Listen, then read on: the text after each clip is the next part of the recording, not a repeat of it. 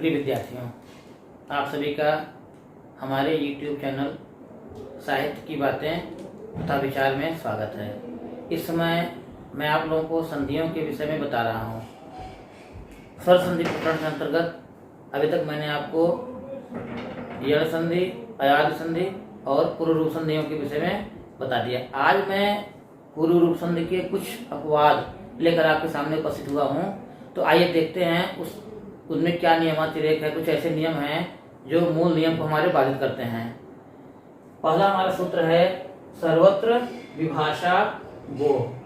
ये सूत्र कहता है कि यदि गो शब्द के आगे अ आ जाए तो विकल्प से प्रकृति भाव भी हो जाता है। प्रकृति भाव क्या है कि मूल रूप में आ जाना, यानी शब्द हमारा अपने मूल रूप में आ जाता है, जैसा वह है वैसे ही, उसमें किसी प्रकार की कोई संधि नहीं होती है। तो इस प्रकार की संधि को प्रकृति भाव संधि कहते हैं। अर्थात ऐसी संधि होने के बाद पुनः उसमें कोई संधि नहीं होती है, भले ही संधि के नियम लागू होते रहें।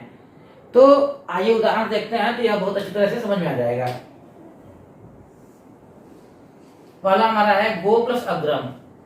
देखिए ग शब्द है, ग में ओ छिपा हुआ है और अग्रम का अ है।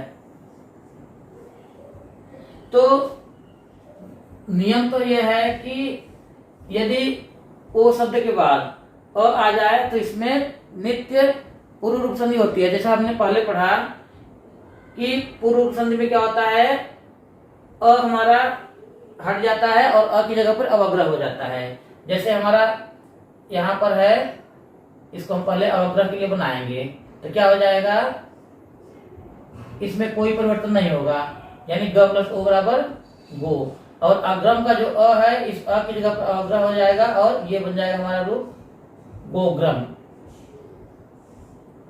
और दूसरा कह रहा है कि विकल्प से प्रकृति भाव भी होता है। तो प्रकृति भाव कैसे होता है वो देख लेते हैं। प्रकृति भाव में ये ज्यों का त्यों रूप रह जाता है इसका, केवल बीच में जो प्लस का चिन्ह है, प्लस का साइन है वो हट जाता है, यानी अपने मूल रूप में आ जाना। तो अगर हमारा प्रकृति भाव होगा तो क्या हो जाएगा, इसको हम ऑब्लिक कर लेंगे। तो ऑब्लिक करने से क्या होता है आपको बहुत अच्छी तरह से यह समझ में आ जाएगा।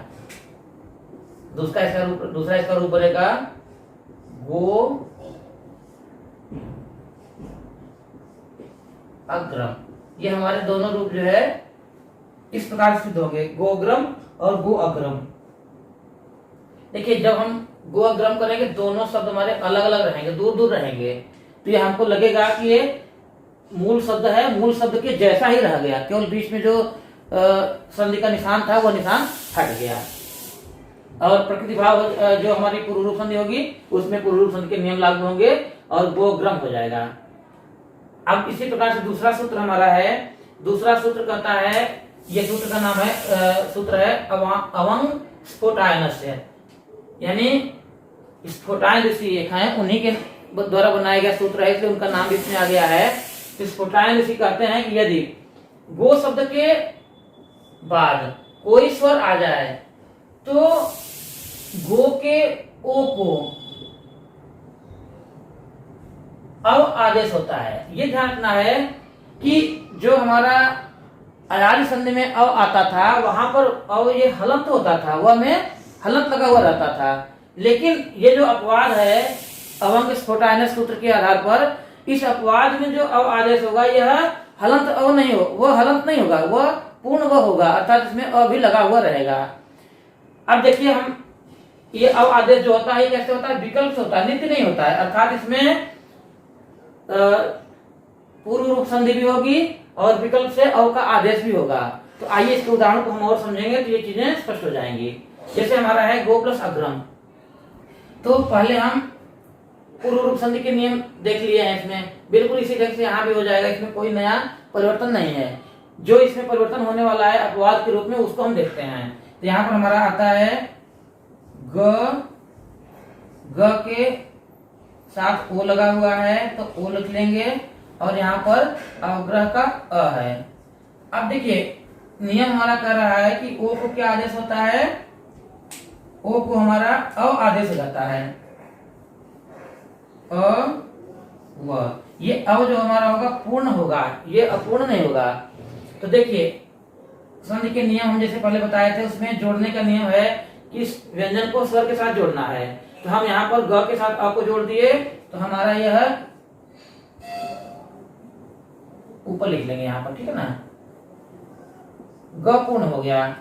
और अब देखिए यहाँ आपको संधि के नियम लागू होने हैं। क्या होना है, ये व हमारा है, तो व के साथ एक और चीज है, हम इसमें जब विग्रह करेंगे यहाँ पर देखिए, तो आपका आ जाएगा व प्लस अ प्लस ये वाला अ आ जाएगा इसके बाद,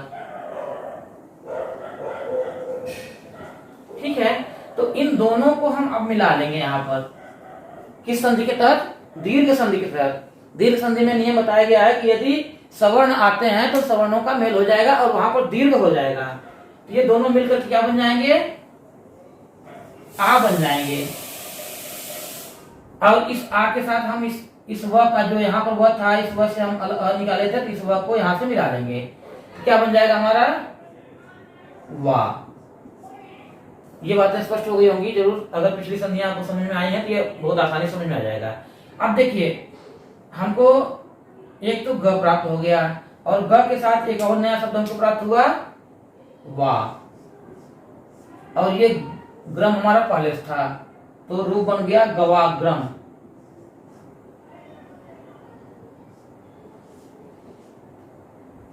रूप सिद्ध हुआ गवाग्रम, गो प्लस अग्रम बराबर गवाग्रम। और विकल्प से एक दूसरा नियम भी लागू होगा। कौन सा नियम है, जो हमारा पूर्व रूप संधि, क्योंकि ये अव का आदेश विकल्प से हो रहा है, इसलिए गवाग्रम तो विकल्प से बनेगा। और मूल रूप में क्या बनेगा हमारा, जैसा पूर्व रूप संधि होता है गोग्रम, गोग्रम। तो दो रूप हमको यहां से प्राप्त हुए। अब तीसरा नियम कह रहा है, देखिए ध्यान से, तीसरे में हमारा यह है कि इंद्रच एक शब्द है कि गो शब्द यदि इंद्र शब्द से आगे हो, यानी पहले गो शब्द हो उसके आगे इंद्र शब्द हो, तो गो के ओ, यहां देखते हैं गो शब्द के ओ को अव आदेश होता है, और यह नित्य अव आदेश होता है। देखिए ऊपर वाले में भी अव आदेश तो हुआ है, लेकिन वह विकल्प से था, और इसमें विकल्प नहीं है बल्कि नित्य अव आदेश होगा, अर्थात इसमें हमेशा ही वह संधि बनेगी। आइए हम इसको देखते हैं तो बहुत अच्छी तरह समझ में आ जाएगा आपको। ये शब्द हमारा है गो प्लस अग्रम। अब देखिए यहाँ पर हमारा मूल शब्द है ग में से हम ओ को निकाल लिए, और इंद्रम का ई है, तो इसमें परिवर्तन होना है ओ में। ओ को क्या आदेश हो जाएगा इस नियम के अनुसार अव। यहाँ पर ध्यान रखना है अ में व में हलंत नहीं रहना है, यानी पूरा वह आदेश होना है, ठीक है ना। और पिछले नियम के अनुसार इसको भी हम ऐसे मिला लेंगे। कैसे मिलाएंगे, ये हमारा व्यंजन है, इसमें स्वर निकल गया, जिसके साथ इसको हम मिला लेंगे, और यहाँ फिर से वही नियम लागू होगा। क्या लागू होगा, देखिए ध्यान से, कि वह हमारा है, इस वह के हम खंड करेंगे, तो वह में इसको फिर से हम यहाँ पे लेंगे, वह जैसे पिछले किए थे उसी भांति यहाँ भी करेंगे। वह के साथ क्या लगा हुआ है अ। ये बातें आपको समझ में आ गई होंगी। और तो अब संधि क्या हो जाएगी, इस और इंद्रम का यहाँ पर ई हम उतार लेंगे। अब इन दोनों की संधि हो जाएगी। गुण संधि में आपने पढ़ा होगा कि अ प्लस ई बराबर ए, आज गुणा सूत्र से अ प्लस ई बराबर ए का आदेश होता है। अब हमारा इस व से ए को मिला लेंगे, तो बन गया हमारा वे। अब देखिए तो रूप क्या सिद्ध होगा, व प्लस अ, यहां तक हमारा पूरा हो गया था। देखिए तो ग में व मिल गया तो ग पूरा हो जाएगा, तो बन गया हमारा ग, और व में ए मिल गया तो बन गया हमारा वे। और ये आधा न और द्र पहले से था, इसके साथ हम मिला लेंगे इसको, आधा न और द्र, तो बन गया हमारा गवेंद्र। गो प्लस इंद्र गवेंद्र। देखिए बिल्कुल डिफरेंट है यहाँ पर। तो इन चीज़ों का आपको ध्यान रखना है। परीक्षाओं में अक्सर ये चीज़ें पूछी जाती हैं जहाँ पर कुछ अपवाद हैं और उन अपवादों से आपको दिक्कत महसूस हो सकती है। तो पेपरों में कठिन से कठिन सवाल पूछे जाते हैं ताकि प्रतियोगी छात्र ज़्यादा से ज़्यादा मेहनत करें। तो आपको इन बातों का ख्याल रखना है और इन अपवादों को बहुत बेहतर ढंग से तैयार करना है ताकि परीक्षाओं में आपको दिक्कत न हो। तो आइए पूर्व रूप संधि के कुछ अपवादों को हम यहाँ देखते हैं। इसमें कुछ पूर्व रूप के अपवाद हैं और कुछ हमारी यण संधि के अपवाद हैं। इसमें एक सूत्र आता है प्लुत प्रगृह्य अचिनित्यम। सूत्र कहता है कि यदि प्लुत स्वर वर्ण अथवा प्रगृह्य संज्ञक वर्णों के बाद कोई भी स्वर आए तो उसमें संधि नहीं होती है। प्यारे बच्चों, संधि न होने का मतलब क्या हुआ कि वहाँ पर प्रकृति भाव संधि का हम विधान करते हैं, उसका नाम हो जाता है प्रकृति भाव संधि। जहाँ संधि न होने का प्रसंग आए या जहाँ संधि न होने की बात कही जाए उसका मतलब कि वहाँ पर प्रकृति भाव संधि होती है, अर्थात मूल रूप में ही रह जाता है, उसमें कोई परिवर्तन दिखाई नहीं पड़ता है। अब इसमें दो शब्द आए हुए हैं, एक तो है आपका प्लुत स्वर और एक है प्रगृह्य संज्ञक। इसको हम थोड़ा ध्यान से देखेंगे तो ये संधि बड़ी आसानी से समझ में आ जाएगी आपको, प्लुत और प्रगृह्य संज्ञक। तो प्लुत किसे कहते हैं? एक संस्कृत में सूत्र होता है दूराधते च, यानी किसी को जब दूर से बुलाया जाए तो उसकी प्लुत संज्ञा होती है। प्लुत संज्ञा यानी 3 मात्रा के बराबर लगने वाला समय। जैसे संबोधन में ज़्यादातर हम प्लुत वर्ण का इस्तेमाल करते हैं, तो पहला तो हमारा प्लुत हो गया और दूसरा इसमें है प्रगृह्य संज्ञक। तो प्रगृह्य किसे कहते हैं? इसकी परिभाषा करते हुए आचार्य ने कहा है ईदुदे द्विवचनम प्रगृह्यम, अर्थात जब संज्ञा, सर्वनाम अथवा क्रियावाचक शब्द के द्विवचन रूप के अंत में ई, उ या ए रहता है तो उस ई, उ तथा ए को प्रगृह्य कहते हैं। यानी प्रगृह्य क्या हुआ? द्विवचनांत रूप के अंत में आने वाला ई, उ, ए, तो इसे हम प्रगृह्य कहते हैं। तो इस प्रकार से अगर वर्ण आते हैं तो आप समझिए वहाँ पर उसमें प्रकृति भाव संधि होगी, यानी ऐसे वर्ण आए और उसके बाद कोई स्वर वर्ण रहे तो वहाँ पर प्रकृति भाव संधि का विधान होता है और वहाँ पर मूल रूप में ही रह जाता है। देखिए पहला हम उदाहरण देखते हैं तो ये चीज़ें और भी स्पष्ट होती चली जाएंगी। पहला हमारा है प्लुत स्वर का उदाहरण है आगच्छ कृष्ण। अब देखिए हम यहाँ पर आपको बताने के लिए यहाँ पर प्लुत स्वर का चिन्ह बना दिए हैं।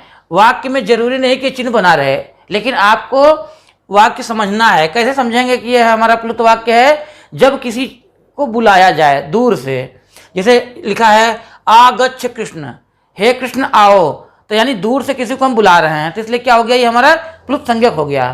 तो यहाँ पर अगर हम इसको मिटा भी देंगे तो इसके लिए कोई हानि नहीं है, कोई दिक्कत नहीं आएगी, ये हमारा प्लुत संज्ञक वर्ण माना जाएगा। तो इसको हम देखते हैं क्या है, आगच्छ कृष्ण प्लस अत्र अत्र गौ चरति, यानी कृष्ण आओ, यहाँ गायें चर रही हैं। अब इसको हम जब संधि बनाएंगे इसकी तो इसमें कोई परिवर्तन नहीं होता है। रियल में अगर देखा जाए तो कृष्ण में अ लगा हुआ है हमारा, है ना, तो अ और यहाँ अत्र का अ है, यानी अ। देखिए यहाँ पर हम इसको अलग करके दिखाएंगे आपको तो आपकी समझ में अच्छी तरह आ जाए। अ प्लस अ और यहाँ पर इस पद का प्रथम वर्ण है हमारा अ। अब देखिए इन दोनों अ को देखेंगे तो एक संधि का विधान होता है। कौन सी संधि होती है? दीर्घ स्वर संधि। जहाँ पर ह्रस्व और ह्रस्व मिल जाते हैं क्या होता है? दीर्घ संधि। तो यहाँ पर हमारा आ का विधान था, यानी आगच्छ कृष्ण कृष्णात्र गौश्चरति, ऐसा हो जाता ना, आगच्छ कृष्णात्र गौश्चरति। लेकिन प्लुत स्वर होने के कारण यहाँ पर हमारा यह नियम बाधित हो गया और ज्यों कहते हो यह रूप अपने पहले रूप में ही विद्यमान रह गया। तो ये सारी चीज़ें यहाँ से हम निकाल देंगे ताकि आपको समझने में आसानी हो जाए और कुछ नहीं करना है। ऐसी स्थिति बनती है तो सीधे आपका प्रकृति भाव हो जाएगा और हमारा रूप सिद्ध होगा आ गच्छ कृष्ण अत्र गौश्चरति, अत्र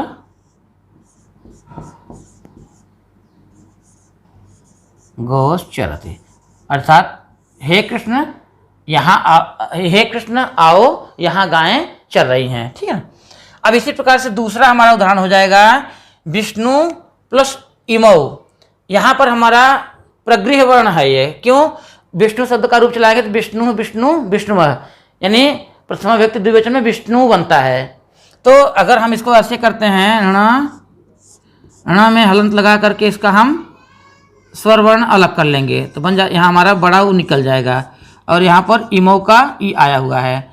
अब देखिए यहाँ पर हमारा यण संधि का विधान बनता था, क्यों कि ऊ के बाद असमान स्वर आया हुआ है तो ई को यह, ऊ को वह बन जाता है। तो यहाँ पर नियम तो आया था, लेकिन ये जो हमारा प्लुत प्रगृह अचिनित्यम वाक्य आया, सूत्र आया, यह सूत्र इस नियम को बाधित कर दिया है और यण संधि के बजाय यहाँ पर क्या बन गया हमारा प्रकृति भाव संधि बन गया। जैसे मूल रूप में ही यह बना रह जाएगा, तो हमारा रूप बना विष्णु इमौ। इसमें किसी प्रकार का कोई परिवर्तन नहीं हुआ और यह ज्यों का त्यों बना रह गया, प्रकृति भाव में ही रह गया। इसी प्रकार हमारा अगला उदाहरण है गंगे प्लस अमू। अब देखिए यहाँ पर नियम के अनुरूप पूर्व रूप संधि हमारी प्राप्त थी, क्योंकि यहाँ एकारांत पद है और उसके आगे अ आया हुआ है। तो क्या होना चाहिए था यहाँ पे पहले, देखिए ग और ग में ए लगा हुआ हमारा और आगे हमारा अमू का अ आया हुआ है। तो पूर्व रूप संधि का विधान यह होता है कि यदि पदांत ए हो और उसके बाद अ आए तो ए की जगह पर ए ही रह जाएगा और अ जो अ हमारा है इसकी जगह अवग्रह हो जाएगा। तो हमारा रूप क्या बनता, गंगे अमू। परंतु यह नियम प्लुत प्रगृह अचिनित्यम, यह सूत्र हमारा कहता है कि यदि कोई प्रगृह संज्ञक वर्ण हो और उसके आगे अ आए या कोई स्वर आए तो प्रगृह संज्ञक की जगह पर क्या बन जाएगा, ये हमारा प्रकृति भाव संधि का विधान हो जाएगा।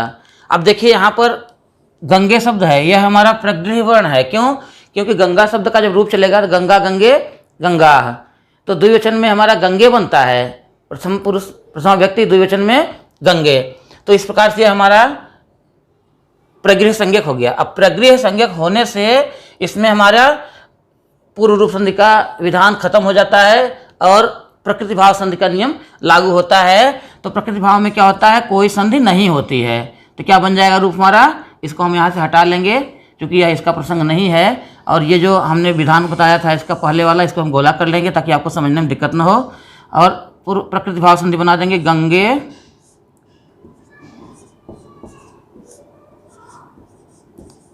अमू। अब इसी प्रकार हमारा चौथा उदाहरण है पचेते प्लस इमौ। अब देखिए यहाँ पर आप पढ़े होंगे अयादि संधि, एचो अयवायावह, यानी एच के बाद यदि कोई अच आए तो वहाँ हमारा अयादि संधि का विधान होता है। देखिए एच माने ए, अब यहाँ पर त प्लस ए प्लस इमौ का ई आया हुआ है, तो इसका मतलब यहाँ अयादि संधि हमारा होना चाहिए। अयादि में क्या हो जाएगा, ए को अय। ये आदेश हमको प्राप्त हो रहा था पहले, तो ऐसे अगर हम करते इसको इससे मिला लेते हैं, त को अ से और य को ई से, तो देखिए हमारा क्या रूप बनता है, प हमारा पहले से था, च भी पहले से है, पचे और हमको प्राप्त हो गया त और य में छोटी ई की मात्रा पचे तई और मौ हमारा पहले से था, तो क्या बन गया पचे तई मो। ये रूप हमको प्राप्त होता है अगर हम अयादि संधि करते तो। लेकिन ये चूंकि पचेते शब्द है, पच धातु के आत्मनेपद पद में रूप चलता है पचते पचेते पचनते, यानी प्रथम पुरुष द्विवचन का रूप है पचेते, इसलिए यहाँ पर भी प्रकृति भाव संधि का नियम लागू हुआ। क्योंकि यह प्रगृह संज्ञक है इसलिए हमारा रूप क्या सिद्ध हो गया, पचेते इमौ।